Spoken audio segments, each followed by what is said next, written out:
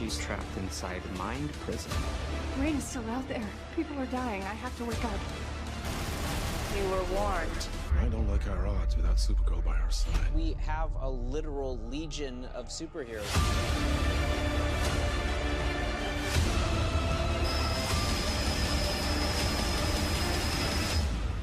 When will she wake up? Supergirl returns with an all-new episode Monday, January 15th on the CW.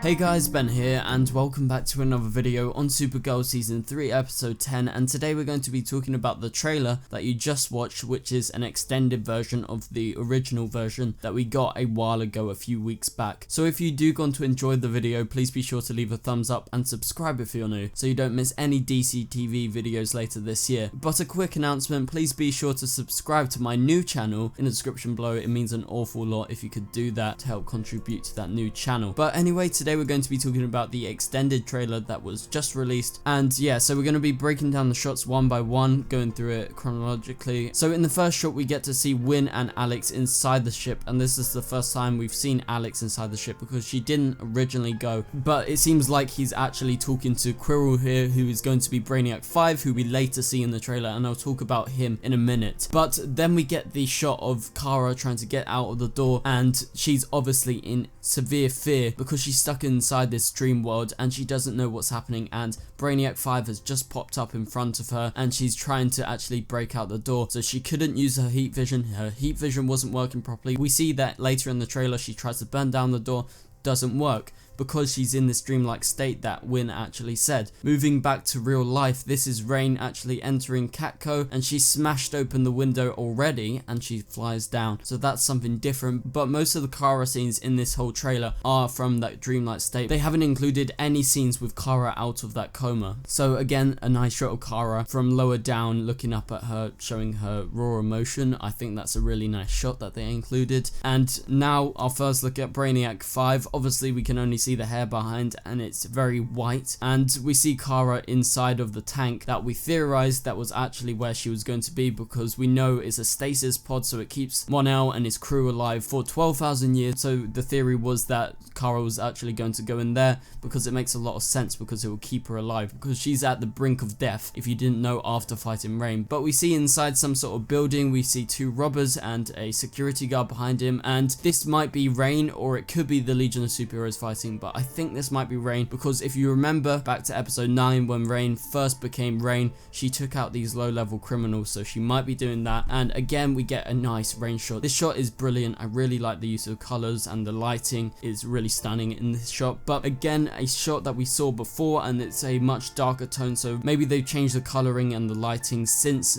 the initial trailer, because obviously they've had time in post-production to actually edit this, so that's probably why a lot of the stuff in this trailer wasn't in the first trailer. They probably haven't finished it by then. But Jean throughout the trailer is asking, we need Kara. I don't feel confident without Supergirl being around. How are we going to defeat Rain? So Mon-El actually employs Brainiac 5, who I'm guessing is in one of the stasis tubes already, and that's probably how he's going to pop up. But cool shot of Alex, Winn and Jean, and this seems like it's at the DEO. They're ready to go on a fight, and it's probably against Rain most likely, or it could be the robbers, but we'll have to wait and see for that. But our first look at Brainiac 5 properly, so we see a side profile shot of him. We can all agree doesn't look the best, but Jesse Raff, who plays the character, actually issued a statement on Twitter saying that he will look much better, he will look more attractive, he will look more human, he will look more like the Brainiac we know as you go on, as you watch the episode. So we will have to wait and see. So I think the initial shots are kind of misleading. I do think he's going to look like this, but he's going to be a bit different, so something probably is going to happen, or they just changed the makeup. Maybe they didn't like it initially and they didn't have the budget to reshoot or something, but we have to wait and see. His hairline is way far back, he's got the Brainiac sign on his forehead, so Kara's going to recognize that, and that's probably what makes her actually so anxious in one of the first shots, because she's seen Brainiac 8 and she's fought Brainiac 8 in season 1, that being Indigo. So this version of Brainiac has a lot lighter skin than Brainiac 8. Brainiac 5 in this version he doesn't have the green skin, he's got a very turquoisey silver skin. That's how I would actually describe it. But moving back to Mon-El's ship, because it seems like that's where he is, and he's there with Imra. We can see John in the background, and this is a scene where I think that they plan on going out and becoming the Legion of Superheroes. Obviously they're thinking about time travel, how they're going to screw up the future if they do this, so that's why Imra seems to be very hesitant. But Mon-El's definitely going to want to take down Reign after her nearly killing Kara, so that's what's going to happen. And Wynn suggests, you guys are the Legion of Superheroes, we need you. But the awesome shot of the trailer, we get the Power Rangers walkout shot, the very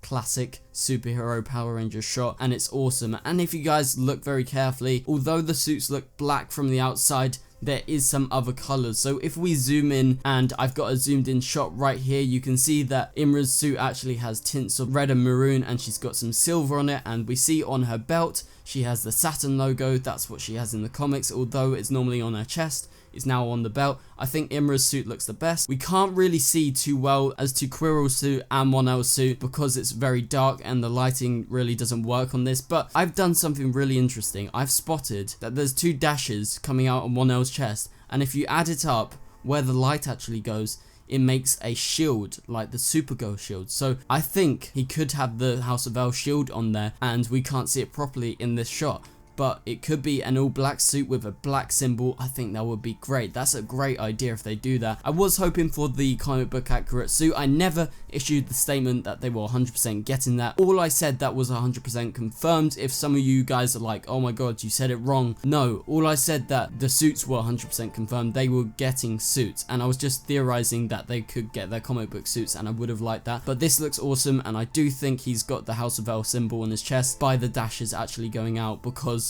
what else would he have there? He wouldn't really have anything else. But Quirrell's suit looks pretty cool. He's got the Brainiac symbol on his belt, and as you can see, if you zoom in a bit closer, you can see that he's got some other color tints, and it's very red, and so does Mon-El. So I think they've all got the same color scheme, but it looks really interesting. Especially I like Mon-El's and Imra's suit the best. Brainiac 5's is really good, although I would have preferred just the purple suit that he has in the comics. It looks cool, although I have to say this about him. In this shot, he really reminds me of Rick from Rick and Morty or Doc Brown from Back to the Future. His hair looks exactly like Doc Brown. I have nothing else to say. He does look like Doc Brown in this shot. In a few other shots, he doesn't really look like that, but this walking out shot, he looks like Doc Brown, and it's kind of weird, to be fair, looking at this, because I'm like, why is a character from Back to the Future in here? But obviously, we can see that he's got the Brainiac 5 symbols on his forehead, and this is probably where the suits are for the Legion of Superheroes who go on the missions in this ship, in this actual ship, because we can see that we're inside Mon-El's spaceship. So again, the repetitive shot of the Legion of Superheroes putting their hands together with their Legion flight rings.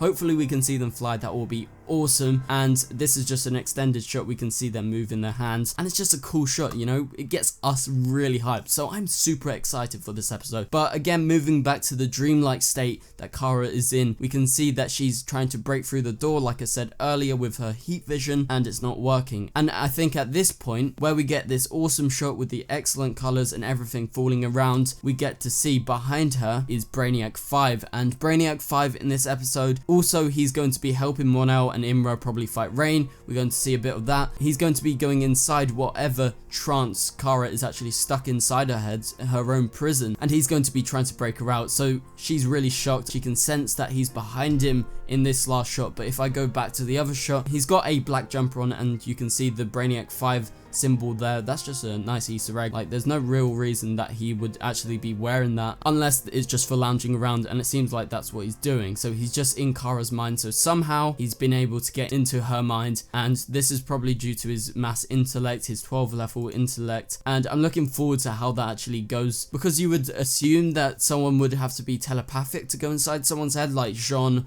or maybe Imra, but maybe Imra is helping him go in, but we'll have to wait and see as to how they explain that scene. But anyway guys, so I think that the suits are really cool, and Mon-El's and Imra's are especially good.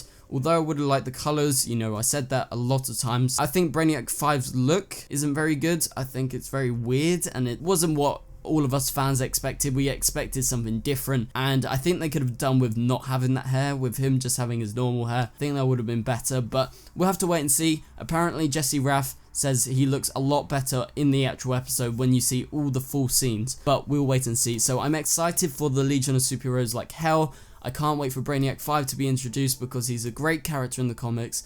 Imra is a great character at the moment. I can't find a way to hate her, although I love Caramel. I want them to come back together. I'm really liking Imra, and I think Amy Jackson's doing a brilliant job of actually portraying this character in the minimal episodes that we've seen her in. But Mon-El, great as usual. So anyway guys, thank you guys so much for watching, and I will see you guys later. Goodbye.